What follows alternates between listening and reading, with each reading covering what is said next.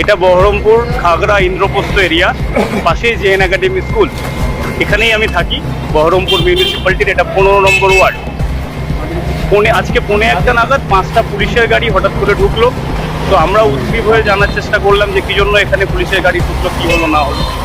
তো দেখলাম, তারপরে জানলাম যে বীরভূম থানার, রামপুরহাট থানার পুলিশ এখানে এসেছে, সেই সাথে লোকাল যে ফাঁড়ি, খাগড়া ফাঁড়ি এবং বহরমপুর থানার পুলিশও সাথে এসেছে। তো গোটা রাজ্যের লোকই জানেন এবং আপনারাও করেছেন, আপনারা জানেন যে গোটা রাজ্যে এখন একটা বিখ্যাত তোলাবাজের নাম ফেমাস হয়েছে, বিখ্যাত হয়েছে টুলু মণ্ডল। সেই টুলু মণ্ডলের যোগসূত্র ধরেই পুলিশ এখানে এসেছে, সেটা জানতে পারলাম। বীরভূমের যে টুলু মণ্ডল, কয়েকদিন আগেই টুলু মণ্ডলের সাথে যোগসূত্র পাওয়া যায় প্রবীর দাস নামে একজন সরকারি কর্মচারী, উচ্চপদস্থ কর্মচারী। তো সেই প্রবীর দাসের আত্মীয়ের বাড়ি বা শ্বশুর বাড়ি এইটা, সেটাই আমরা জানতে পারলাম। এবং তার আত্মীয়রা হয়তো আছে, পুলিশ সেখানে গিয়েছে, বাড়ির ভেতরে আত্মীয়কে জিজ্ঞাসাবাদ করছে বা হয়তো নথি খতিয়ে দেখার চেষ্টা করছে, সেটা পুলিশ বলতে পারবে।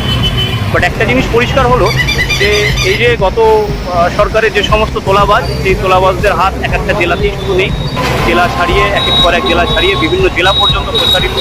তো আমরাও এখানকার সাধারণ মানুষ হিসেবে উদ্গ্রীব হয়ে আছি এবং সেটাই জানার চেষ্টা করছি যে এখান থেকে কি বেরোয়, কি আমরা দেখতে পারি। টুকটাক দু একবার আশেপাশের লোক বলছে এসেছে, খুব শান্ত স্বভাবের মানুষ ছিলেন, উচ্চপদস্থ সরকারি কর্মী ছিলেন এবং এখানে আসা যাওয়া ছিল ওনার, ঠিক আছে। আশেপাশের লোক সবাই ওনাকে দেখে।